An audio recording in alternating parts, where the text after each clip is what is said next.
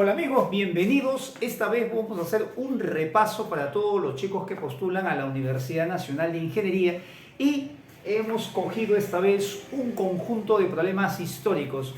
El examen de la UNI de 1978. En aquellos años aproximadamente venían exactamente 20 preguntas en cada examen. Hemos tomado del año 75 en videos pasados, del 77, ¿verdad? Del 78, digamos las preguntas que podrían venir en estos tiempos, lo que tienen el corte, el perfil y lo que nos permiten recordar y repasar conceptos que debemos tener frescos al día para dar un examen ahora. Así que estos son, digamos, las preguntas más idóneas, más parecidas. Incluso hay una que venía en el 2020 que vino en este año por primera vez. Bien, sin más preámbulo, los problemas ya están en el buzón en los comentarios, en la descripción, del vídeo. Entonces ahí la idea es que lo descargues, debes mantener un tiempo, aproximadamente unos 30 minutos, ponte un tiempo, ¿no?, de 30 minutos a ver cuánto puedes hacer. Y recuerda siempre que las preguntas en el examen de la UNI tienen dos objetivos claves: evaluar tu teoría, o sea, de hecho hay que evaluar si tú conoces, entonces la idea es que tú apliques bien. Vas a darte cuenta que siempre las preguntas en la UNI tienen como objetivo que tú sepas la teoría correctamente, la puedas aplicar correctamente. Y en segundo lugar también hay un factor de tiempo. Entonces no solamente es importante resolver, obviamente tú puedes llegar a la respuesta, pero también es importante la forma como lo haces, siempre de una forma bastante sencilla, con un razonamiento bastante simple, aplicando tu teoría de tal manera que puedas llegar a la solución de forma lo más rápido posible. Recuerda que el tiempo también es importante en estos exámenes. Bien, sin más preámbulos, nos vamos a la solución. Tú ya tienes entonces las preguntas, yo las tengo por acá en mi computadora. Acá le hemos ampliado un poquito porque a veces ya nos afecta la vista, parece mentira con los años y es un problema. Ahora ya tengo que usar lentes para ver de cerca y a veces un poco que nos fastidia eso, pero vamos con la primera pregunta. A ver, el primer problema dice que se tienen dos vectores. El vector resultante, dice, de dos vectores tiene 15 unidades de longitud y hace un ángulo de 60 grados con uno de los vectores de longitud 20 unidades. En ese enunciado hay teoría. Cuando tú tienes dos vectores y quieres hallar la resultante, si el ángulo que forman esos vectores es agudo, o sea, menor que 90 grados, la resultante siempre te va a salir más pequeña que los vectores que tú estás operando, que estás sumando. Pero si la resultante te sale de un valor más pequeño que alguno de los vectores que estás sumando, es porque el ángulo es obtuso. Hay que tener mucho cuidado con eso. El ángulo es obtuso. Cuando el ángulo es obtuso, la resultante entonces no es más grande que los vectores, sino es más pequeña. Entonces, cuando tú lees ese problema, si te dicen que la resultante, vamos a poner por acá, vale 15, mira, esta es la resultante, y dice el problema que forma 60 grados con uno de los vectores componentes que dice que mide 20, yo debo inmediatamente suponer, para eso es la teoría. Eso es a lo que yo siempre me refiero cuando digo saber teoría. No es saber la fórmula, sino saber la interpretación, saber las aplicaciones, las variantes. Y aquí debemos justamente recordar que cuando el ángulo es obtuso entre los vectores, la resultante efectivamente sale de menor valor. El otro vector entonces debe venir más o menos así. El otro vector debe venir algo aproximadamente de esta manera. Un vector que no sé cuánto será, le voy a llamar X, y que cumpliendo la teoría que ya seguramente nosotros hemos visto, tú tienes que trazar una paralela a cada vector. Esa es la regla del paralelogramo. Trazas una paralela a cada vector y entonces al momento de trazar las rectas paralelas a cada vector se forma un paralelogramo. En este paralelogramo, ¿ves? Ahí están los vectores, ángulo obtuso, y eso ya lo puedes llevar como una regla. Si el ángulo es obtuso, la resultante es más pequeña que los vectores. Si el ángulo es agudo, la resultante es más grande. O sea, de mayor longitud, de mayor valor. Bien, este X me piden calcular. Bueno, para calcular X lo puedes hacer de la siguiente manera. Si de repente tú tienes un poquito de visión, te puedes dar cuenta que este vector pasa para acá y es la resta de los dos vectores. Así que puedes aplicar la formulita para la diferencia de dos vectores, que es la fórmula o la ley de cosenos. Pero mira cómo se podría hacer más rápido este ejercicio. Y eso es justamente también saber teoría. ¿Cómo se obtiene la fórmula del paralelogramo o cómo se obtiene la ley de cosenos en estos problemas? Y eso también lo he mencionado en el vídeo de este canal. Cuando tú quieres calcular módulo de vectores, tienes que hacerlo por geo y trigo. O sea, es válido hacer geo y trigo cuando quiero hallar módulo. Entonces mira cómo lo voy a hacer. Como he trazado paralelas y este vector mide x, este segmento también mide x. Y como mide x y lo quiero calcular, lo puedo hacer por geometría. Y voy a hacerlo, mira, de esta manera. En este triángulo voy a aprovechar este ángulo de 60 grados y voy a trazar acá una altura, fíjate. Como esto es 20 y esto es 60, entonces voy a trazar aquí una altura. Voy a hacer esto, mira, hago un artificio, trazo una altura. Aquí sería el ángulo de 90 grados. Y entonces, como tengo un triángulo aquí rectángulo, si esto vale 20, el de acá debe ser 30, esto debe ser la mitad de la hipotenusa, y el otro debe ser 10 raíz de 3. Pero como todo este vector vale 15, esto sería 5, y entonces ahí puedo calcular en este triangulito, siempre por geometría. No te olvides que la geometría y la trigonometría son las que nos sirven para calcular todo lo que es longitud, módulo de vectores. Aquí aplicamos teorema de Pitágoras. 10 raíz de 3 al cuadrado sale 300, 5 al cuadrado es 25, sacas la raíz y te sale raíz de 325, que no es otra cosa que 5 raíz de 3. ¿Ves? Así lo puedes hacer. En la pregunta número 2 nos dice que tenemos un cuerpo que parte del reposo, en el instante se supone inicial, tiene una aceleración de 8 metros por segundo al cuadrado, solo me dan el valor. Como parte del reposo, hay que acordarse que cuando un cuerpo parte del reposo y se acelera, la velocidad va a tener la misma orientación que la aceleración. Lo mismo pasa en caída libre. Si tú sueltas, la velocidad tiene justamente la misma orientación que la aceleración y que la fuerza que sobre ese cuerpo también actúa. Me piden hallar la velocidad media. ¿Cuánto vale la velocidad media en 5 segundos? Aquí entonces yo debo recordar que la velocidad media tiene, una definición. Mira, yo razono así, de la uni siempre quieren saber si yo sé mi teoría.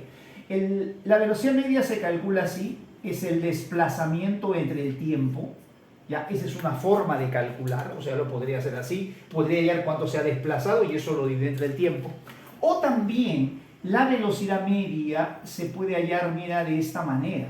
La velocidad media también, cuando tenemos aceleración constante, se cumple que coincide ese resultado con la semisuma de velocidades. Voy a aprovechar de comentar que esto es la definición de velocidad media y esta es una propiedad la que justo permite encontrar la segunda fórmula del MRV, que también está en el vídeo de este canal MRU y MRV. Entonces, ¿qué te parece si lo hacemos aplicando esto? Mira, si yo calculo la velocidad final, podría mentalmente incluso calcular la velocidad media. Para calcular la velocidad final lo podría hacer de esta manera. Podría decir la velocidad final es la velocidad inicial más la aceleración por el tiempo. Como esto es vectorial, lo puedo hacer así. Esta sería la aceleración 8i. Entonces, esto te puede salir aquí reemplazando. La velocidad inicial es nula, no hay velocidad.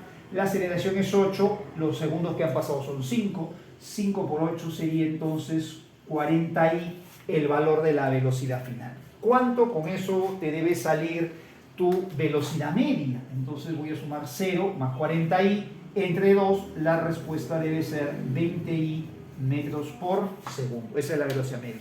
Me piden solamente el módulo, así que la respuesta debe ser 20. Pregunta número 3, nos dicen que este sistema está en equilibrio, este peso vale 100 y me piden calcular los otros dos. Vamos a aprovechar de analizar esto.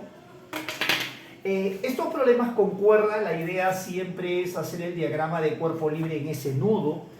Cuando tú tienes así un nudo unido de cables, en cada cable hay una tensión que está saliendo y esas son las tensiones que voy a graficar por acá. Aquí lo que siempre se estila es pues, hacer como un corte imaginario, como si yo aislara esa parte y sobre este punto, ese punto no tiene peso, no tiene fuerza de gravedad, pero como hay cables, las tensiones que actúan tienen que estar saliendo. La tensión cuando tú tienes un cable que pasa así por una polea, justamente la propiedad de la polea es que solamente cambia la orientación de la fuerza, pero no cambia el valor. Así que el valor de esta tensión sería el mismo valor que en la otra. Aunque este problema se ve bastante sencillo para los que ya saben. Yo he notado que varios chicos, por ejemplo, tienen el problema en dibujar la tensión aquí. Y voy a aprovechar este ejercicio para repasar cómo sería el diagrama de cuerpo libre correcto. Porque también a veces en las preguntas viene hacer diagrama de cuerpo libre, indique cuál es el diagrama de cuerpo libre correcto y algunos calculan el valor numérico, pero no lo dibujan bien. Entonces vamos a hacer el diagrama, vamos a aprovechar, estamos en un repaso y eso es lo que estamos haciendo, repasando. Aquí lo que se debe hacer con cada bloque es dibujar su respectiva fuerza gravitatoria. Vamos a dibujar acá, el peso sería 100. Y en todo cable debe haber una tensión que está saliendo. Aquí la forma es así, el bloque jala el cable, lo jala hacia abajo y el cable responde con una reacción. La fuerza de acción va en el cable y la reacción en el bloque. Como yo estoy haciendo el diagrama de cuerpo libre en el bloque, dibujo esta reacción sobre el bloque y esta tensión tendría que tener el mismo valor para que esté en equilibrio. Pero esa fuerza de acción que el bloque le aplicó a la cuerda se empieza a transmitir a lo largo de la cuerda. Esa tensión se empieza a transmitir, y esa es la que llega hasta el otro lado. No es la misma fuerza, pero esa fuerza se ha ido transmitiendo a través del cable, y entonces aquí, esta tensión que actúa en este punto debe ser 100. Por esa razón es que cuando tú tienes este tipo de problema, lo que pesa este bloque es automáticamente el valor de la tensión, y esa misma tensión es la que va al otro lado. Recuerda que la polea solo cambia la dirección, pero no cambia el valor. Un error frecuente de los chicos, aunque de repente algunos dirán, no, yo ya sé, porque eres antiguo, pero cuando eras nuevo a veces cometías este error, es que como aquí va para arriba, acá creen que la tensión también va para arriba, acá se curva y entonces aquí va para abajo. Hay que tener cuidado que cada diagrama de cuerpo libre se hace sobre el bloque respectivo, sigue la regla que está en el vídeo de equilibrio de una partícula de este canal. La regla práctica es que siempre la tensión debe salir del cuerpo que analiza. Así que cuando analizo el punto, sale, cuando analizo el bloque, sale. Y te expliqué cómo es justamente que aparece, ¿no? Aquí también tenemos esta fuerza que vamos a denominarle W2. Acá hay una tensión. Aquí hay una fuerza que vamos a llamarle W3 y aquí debe haber una tensión. Bien, este bloque tiene una fuerza de gravedad. El bloque jala el cable, ese bloque jala el cable hacia la parte de abajo y hay una reacción del cable sobre el bloque. Por eso es que la tensión siempre está saliendo del cuerpo que analizo.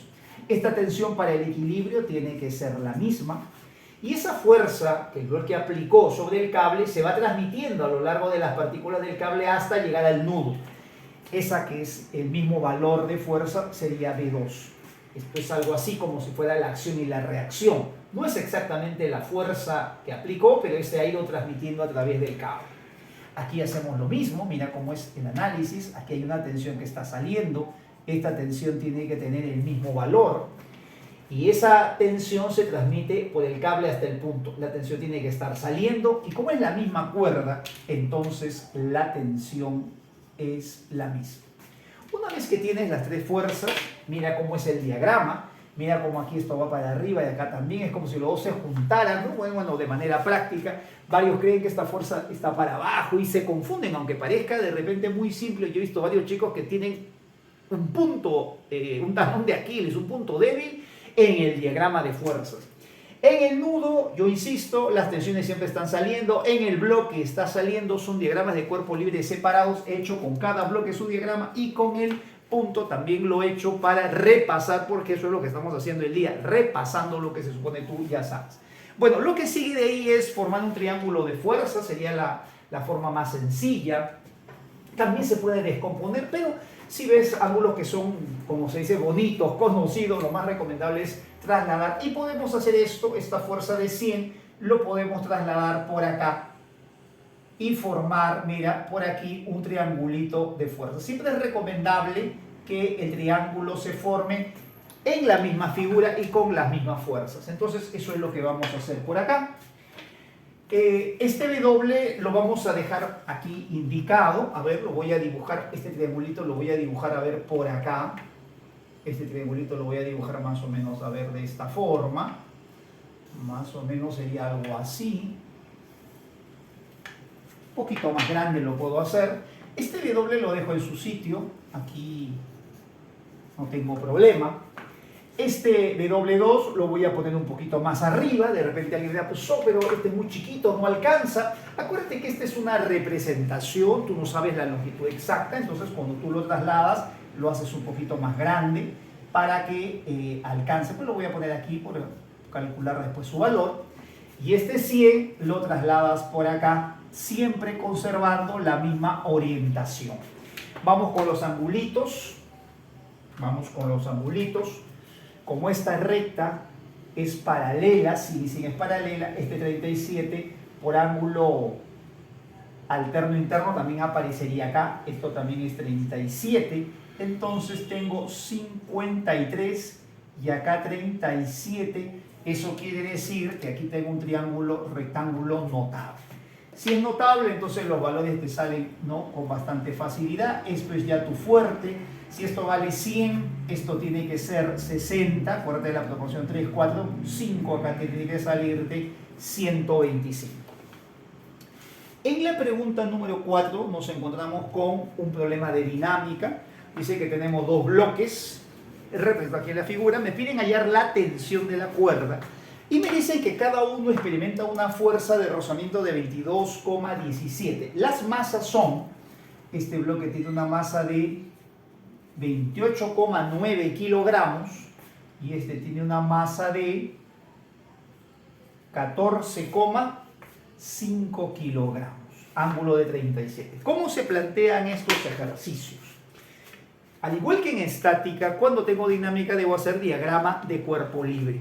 Como ves, en la uni a veces no viene para que tú apliques métodos prácticos, de repente tienes que aplicar algo práctico, pero la fricción siempre va un poquito como a incomodar en ese método práctico, y al final te piden tensión. Normalmente los métodos prácticos son para hallar la aceleración y no la tensión. O sea, la idea del examen es que tú demuestres que sabes tu teoría, demuestres que sabes descomponer, sabes plantear tu problema. Por eso, particularmente yo no soy muy partidario de aprender puro método práctico y método para todo. Al final voy a tener más métodos prácticos que la teoría y entonces al final igual me voy a confundir. Entonces vamos a aplicar lo general.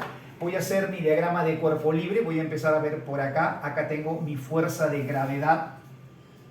La fuerza de gravedad acá me dan el valor de 9,81. Esto es típico también en algunas preguntas de la uni. El problema no es tan, digamos, difícil, pero la parte operativa, los decimales lo hacen un poco complicado. Entonces, eso es porque te dan calculadora. Entonces, un poquito como para que también ahí te demores, te frenes un poquito, te lo ponen así. Entonces, tú normal puedes optar por hacer esto. Mira, voy a poner 28,9 y lo voy a dejar indicado por la aceleración de la gravedad. Acá, cuando un cuerpo se apoya, acá habrá una reacción normal. Llegando al cuerpo le voy a llamar N. Veo que este cuerpo está en la pendiente tratando de caer, de bajar. Entonces me parece, ¿no?, yo intuyo que lo lógico sería que este bloque se vaya para abajo y este bloque se vaya hacia la izquierda. Así sería, ¿no?, la aceleración de los bloques. Vamos a ver. Si este cuerpo se está moviendo hacia la izquierda, entonces aquí debe haber algo que se opone al movimiento, que es la fuerza de fricción. Y esa fuerza de fricción me dicen que es 22,17. Aquí hay en todo cable una tensión y le voy a poner una tensión T. Bien, ahora me voy al otro bloque, hago lo mismo, hago su diagrama de cuerpo libre. Aquí la masa es 14,5, así que le pondré así 14,5 G por la aceleración de gravedad. Habrá acá pues una reacción normal siempre llegando al cuerpo. Esa normal es obviamente perpendicular. Si gustas aquí aprovechamos de recordarlo, esto es siempre perpendicular a la superficie. Y esta normal le voy a poner aquí N', porque no es obviamente la misma, ten cuidado con eso.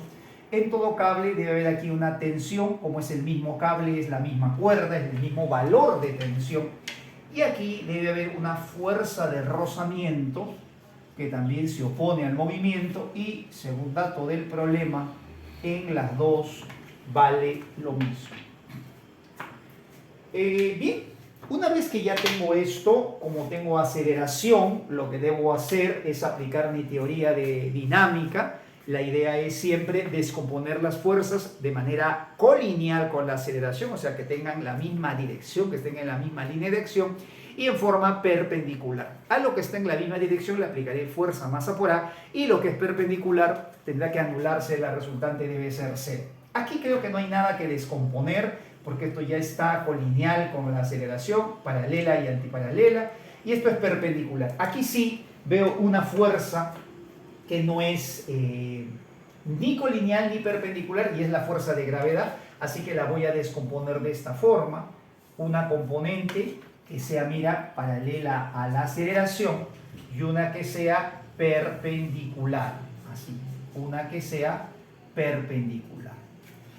Para descomponer tengo que utilizar los valores de un triángulo notable. Aquí creo que podemos darnos cuenta que si esto es 37, este es 53 y 37, entonces a ver, aquí lo voy a poner así, esto sería 37, el opuesto sería como 3, yo estoy descomponiendo de tal manera que esto justamente es 90, eso es algo a propósito. Tú cuando descompones, lo haces en forma de componentes rectangulares, una colineal y una perpendicular, o sea, así lo hacemos. Bueno, aquí para calcular los valores, este de aquí lo puedo desdoblar como 5 por 2,9. A ver, lo puedes con tu calculadora. Divide 14,5 entre 5, te va a salir 2,9. O sea, 5 por 2,9 sale justo 14,5 G. Entonces, si la hipotenusa es proporcional a 5, el que se opone a 37 sería como 4. Aunque este valor no me interesa, pero este valor sería así. Sería 4 por 2,9G y el de acá sería 3 por 2,9G. Ahí está, el plomo ya está para morir, creo que ya lo vamos a dar de baja. Y entonces, ahora sí, esta fuerza que ya he descompuesto, le pongo ahí triple X, que me hace recordar, no película, sino me hace recordar que esa fuerza ya desaparece de la escena, ya eso para mí no debe existir, y ahora voy a trabajar con las que quedan. Las que son perpendiculares se anulan. Si por ejemplo en un examen te preguntaran cuánto es esta normal, ahí está la respuesta, esto debe ser igual a este valor. Pero como a mí me piden la tensión, voy a trabajar en la línea de la aceleración. Aquí voy a hacer así, acuérdate esa ecuación que ya la hemos visto en el canal, fuerza resultante masa por A, y esa fuerza resultante se hace así, lo que va a favor menos lo que va en contra. Con el de arriba primero, lo que va a favor sería la tensión, lo que va en contra sería 22,17, y eso sería la masa del bloque, que es 28,9 por el valor de aceleración. En el otro bloque sería así, a ver, aquí lo que va a favor sería 3 por 2,9, a ver, eso me sale 9 por 3, 27, llevado 8,7 me sale eso, a ver, 3 por 2,9 me sale efectivamente 8,7, así que lo voy a poner así, 8,7 G menos la tensión que se opone a la aceleración y menos la fuerza de fricción, que es 22,7. Esto debe ser igual a la masa, que es 14,5 multiplicado por A. Yo recuerdo cuando postulaba, siempre a veces tenía problemas con los números, así que esa parte lo hacía despacio porque sabía que ahí por al apuro podría de repente con la rapidez de conteo sumar mal, así que lo despacio, por lo menos me pasaba a mí, si te pasa a ti también hazlo de forma semejante, y ahí empezamos a reducir. Perdón que se ha movido un poquito, creo que vamos a hacer una pausa para corregir la cámara. Muy bien, ahora con estas dos ecuaciones lo que vamos a hacer es, podemos de repente despejar la aceleración para poder despejar la tensión directamente, pero va a salir más complicado, así que más fácil aquí primero es hallar la aceleración. Entonces vamos a ver, hacerlo de esta manera. Sumamos miembro a miembro y al momento de sumar nos va a quedar así: 8.7 por 9,81, voy a sumar miembro a miembro, menos 2 veces 22.17. Y esto me va a salir 41 prácticamente. Esto me va a salir 41. Al otro lado voy a sumar 28.9 más 14,5. Y esto me sale 43,4 aproximadamente. De ahí calculo el valor de A. Esto entonces sería más o menos así. Esto me sale aproximadamente 0,94, 0,94. Y entonces ese valor ahora lo reemplazo en la parte de arriba para hallar la tensión, que es lo que me están pidiendo. Entonces, por lo tanto, mi tensión, pones el valor de aceleración aquí, lo multiplicas por 28.9 y le pasas sumando 22.17, que efectivamente te da aproximadamente un valor de 49. Mira las claves, justamente te sale el valor de 49,48. La parte operativa de este problema de repente puede hacer que te demores un poquito, pero es un problema interesante de recordar, porque mira cómo se maneja esto de dinámica. Un problema así ha venido varias veces en la uni. Mira cómo se hace el diagrama, la fuerza de fricción, lo que va a favor menos lo que va en contra, masa por A. Mira cómo hay que descomponer solo la fuerza, que no es colineal ni perpendicular, y entonces eso es muy importante de poder recordar el día de hoy.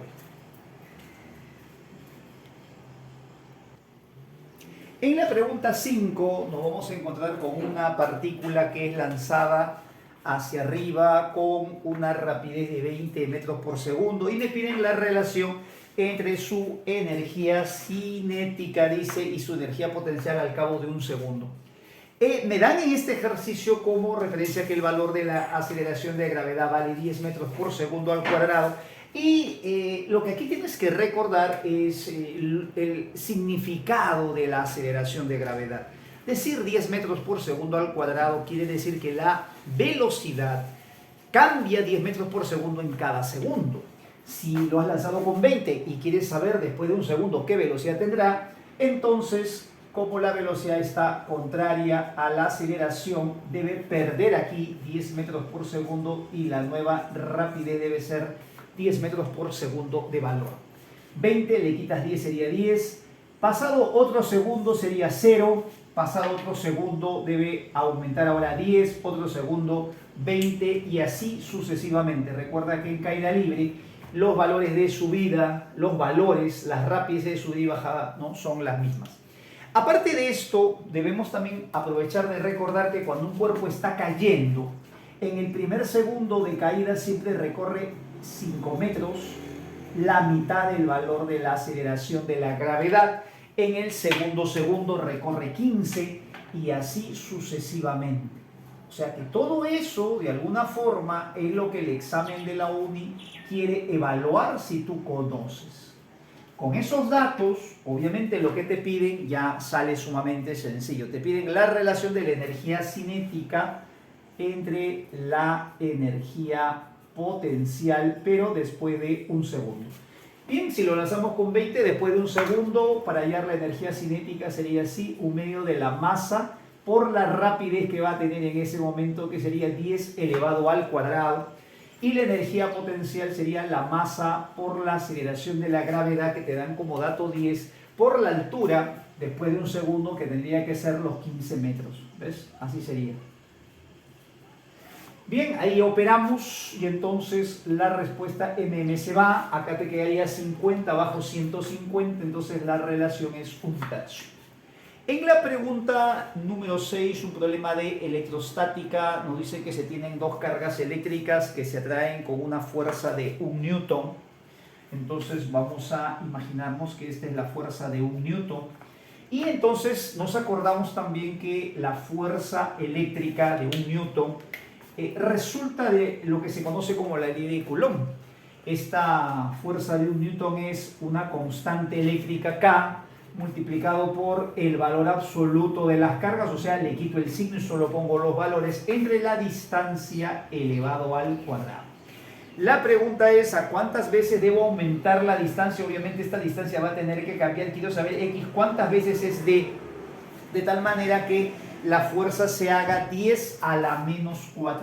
Entonces vamos a poner acá 10 a la menos 4 tiene que ser la nueva fuerza. Aprovechamos de repasar que la fuerza tiene el mismo valor. Estas son de acción y reacción.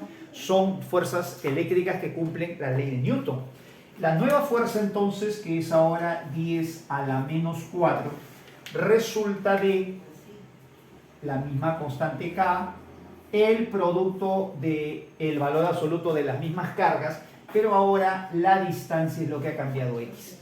Para calcular esto, dividimos miembro a miembro. Al momento de dividir 1 entre 10 a la menos 4, te va a quedar 10 a la 4 positivo.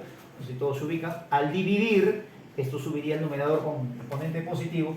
Numerador con numerador se cancela. Producto de extremos sobre producto de medios te quedarían así elevado al cuadrado.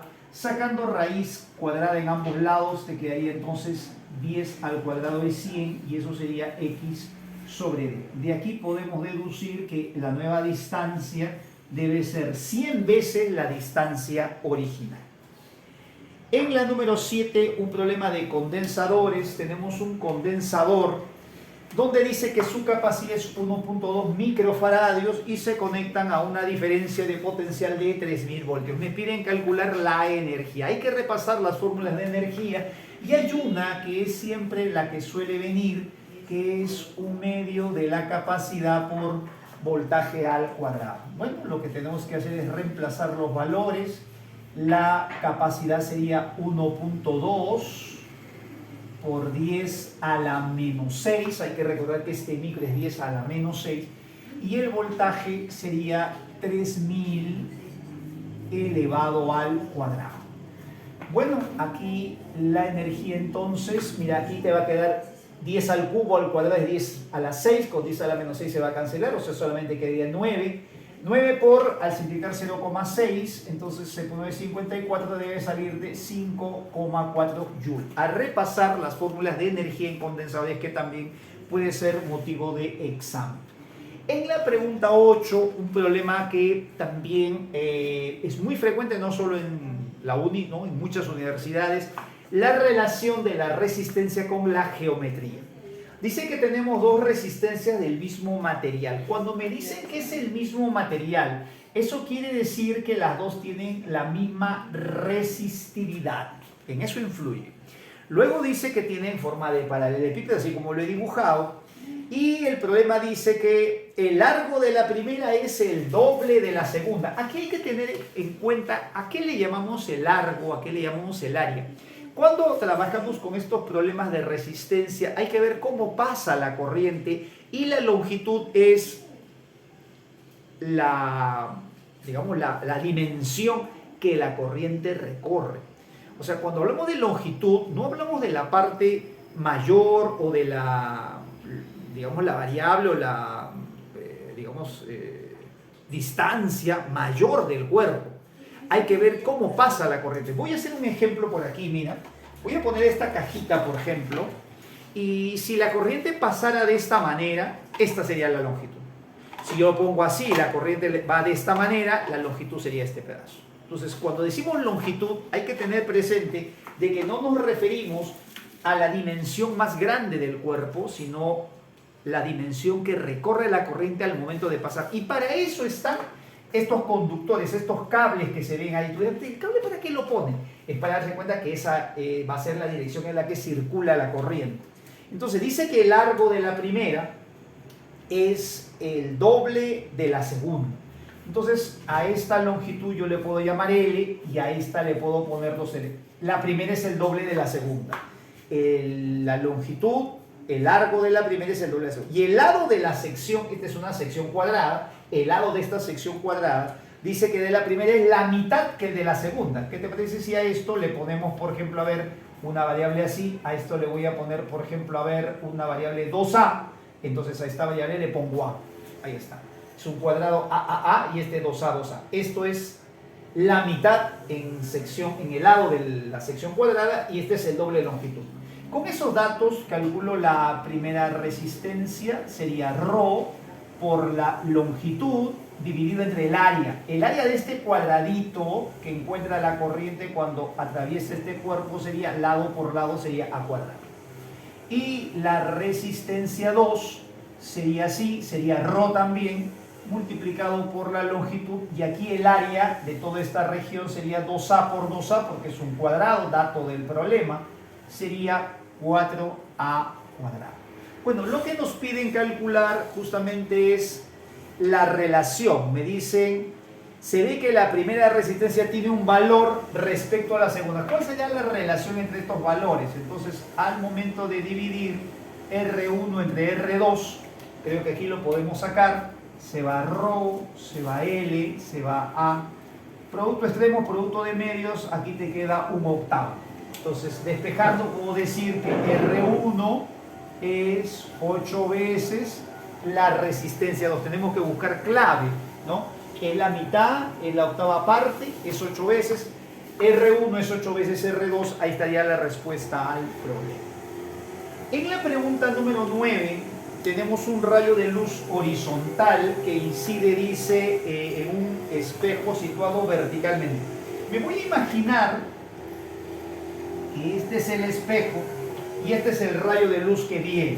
El rayo viene y después rebota sobre sí mismo. Ahí estaría el rayo, va y viene. Luego dice, el espejo se hace girar un ángulo alfa menor de 90 grados. Entonces voy a imaginarme que este espejo rota de esta manera. Vamos a ponerlo así, mira, con una línea segmentada. Rota de esta manera. Y aquí gira un ángulo alfa. No tiene que ser más de 90, o sea, pequeñito, ¿no? Un ángulo agudo. Y aquí, ¿qué es lo que va a pasar? Aquí tengo que tener en cuenta que cuando tú tienes un rayo de luz que choca en una superficie, yo debo trazar lo que se llama una normal. La normal es una recta perpendicular a la superficie. Y con esa normal se cumple que el ángulo de incidencia y el ángulo de reflexión son iguales.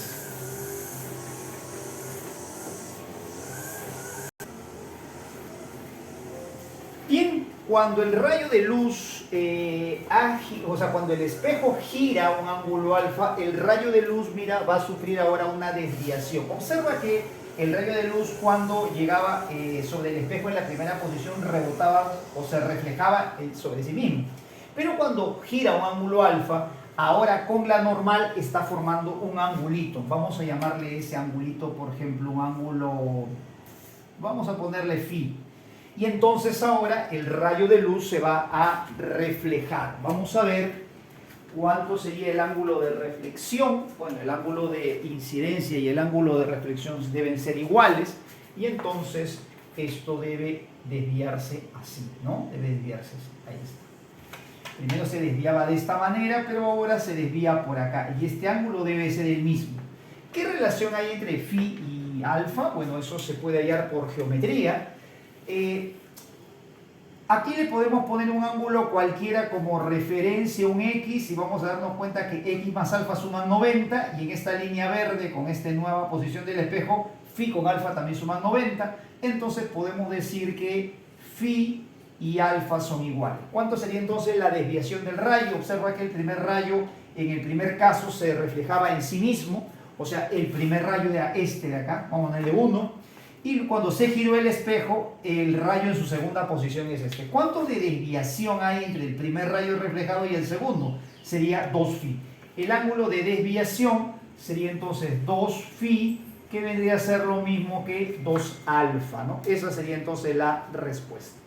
En la pregunta número 10, si tú tienes el examen del 2021, el último examen de la uni presencial, porque de ahí ya ha habido solo virtuales, vino la pregunta número 10. Este examen, como te estoy comentando hace un momento, 1978, Y después, mira, de cuántos años, en el 2020, vuelve a repetirse la misma pregunta. Un rayo dice, de luz, pero ¿cuál es la posición aparente, dice, de un objeto que está a 8 metros debajo del agua, sabiendo que el índice de refracción del agua es 4/3? Me piden lo que se llama la profundidad aparente. Aquí vamos a poner N1 del aire, que es 1, índice de refracción del agua, que es 4/3. Y entonces vamos a imaginarnos, mira, de esta manera. Vamos a imaginarnos de esta manera. Vamos a tomar un punto del fondo, un punto del fondo, por ejemplo, de la piscina, o que está sumergido en el agua. Aquí vamos a suponer que hay un objeto. De este objeto sale un rayo de luz. Mira, así es como viaja esto, sale un rayo de luz. Y este rayo de luz, en lugar de continuar su trayectoria, vamos a decirlo pues normal, la misma, lo que hace al pasar del agua al aire es refractarse. Se refracta, o sea, cambia de dirección. Y entonces, cuando el ojo de un observador recibe este rayo, aquí está el ojo del observador, le va a parecer que el lugar de donde se origina este rayo no es realmente el punto de donde partió, sino que va a estar más arriba. Y ese punto va a estar aquí, mira, prolongamos, mira, de esta manera. Y aquí va a estar el punto imagen. Vamos a simbolizarlo de esta manera. Vamos a poner aquí una letra O de objeto y acá una letra I de imagen. Ahí se ve. Entonces, pues, ¿y cómo sabe que está ahí? Bueno, para demostrarlo habría que trazar otros rayos de luz por acá, que se desvía, y cuando prolongues vas a darte cuenta que todos los rayos parecen partir de otro punto, que es justamente el que queremos calcular. Bueno, esto es lo que te piden calcular esta profundidad aparente. Esta profundidad aparente le vamos a poner aquí, a ver, H minúscula, sabiendo que la profundidad del objeto, ahí dice que la profundidad es 8 metros. A esta altura le vamos a llamar 8 metros. Bien, veamos cómo se resuelve este ejercicio. Aquí lo primero que tenemos que hacer es trazar siempre lo que se llama la normal. Entonces, haces tú tu normal aquí, trazas tu normal de esta manera, una línea, eso es imaginaria, o sea, tú lo trazas, eso no tiene que venir en el problema, y esa normal es perpendicular. De repente tú has visto la formulita, ¿no? Los índices están en la misma proporción de las alturas, pero lo voy a demostrar como lo hice también en el solucionario que hice el 2020. Aquí le vamos a poner, a ver, un angulito de incidencia, y aquí un angulito de refracción. Ahí está. Y entonces yo diría así, a ver, N1 multiplicado por el seno de phi. Voy a cambiar de plumón porque ese plumón ya no pinta bien. Y acá sería N2 multiplicado por el seno de alfa. Muy bien, hasta ahí todo tranquilo. Como estos ángulos son pequeños, vamos a suponer que él está mirando muy verticalmente. Entonces vamos a hacer esta aproximación. Esto es aproximadamente igual a N1 tangente de phi, N2 tangente de alfa. Vamos a hacer esa aproximación. Y este ángulo phi lo vamos a pasar por acá. Como estas dos rectas son paralelas, este ángulo también sería phi. Y por alternos internos este ángulo sería alfa. Y ahí voy a reemplazar, mira, la tangente. Esto me quedaría así, a esto le puedo poner una distancia d si quieres, y me quedaría así, mira, N1 multiplicado por la tangente de phi. Tangente de phi en este triangulito sería d entre la profundidad aparente, que es lo que quiero calcular, el h, y aquí quedaría N2 por la tangente de alfa, que sería d entre la profundidad verdadera, pues, ¿no? Donde el objeto realmente está. Se van las d y ahí te queda que N1 es a N2 como H es a H. Entonces recuerdas, N1 es a N2, índice de refracción de donde está el observador entre el índice de refracción del líquido, como la profundidad aparente, lo que este observador aparentemente percibe, es a la profundidad real. En los datos del problema me dicen que esto es 1, esto es 4/3, esto es 8, y entonces despejando la altura aparente me sale 6 metros. En la pregunta 11 tenemos un objeto.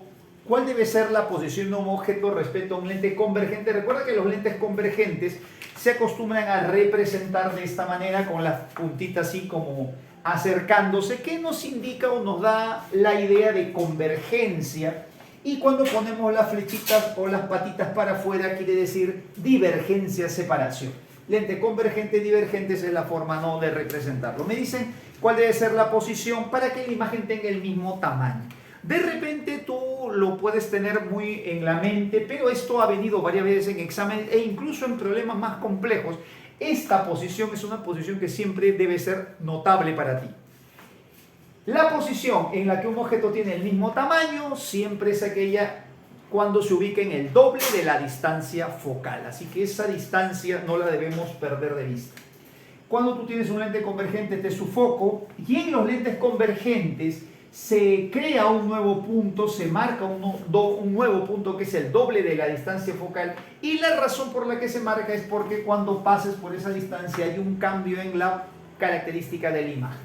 Vamos a estos puntos a dibujarlo de forma simétrica para el otro lado, y vamos a notar que cuando un objeto, vamos a ponerlo así, a ver, cuando un objeto está más atrás del doble de la distancia focal, la imagen es real, es pequeñita. Cuando justamente llega al doble de la distancia focal, la imagen va a ser del mismo tamaño. Entonces, esa imagen se va a formar más o menos así, justamente del mismo tamaño.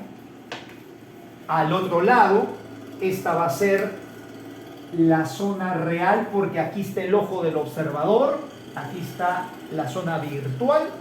La imagen se forma del otro lado. Siempre cuando tú tienes lentes, si la imagen se forma del otro lado del lente, esa es una imagen real.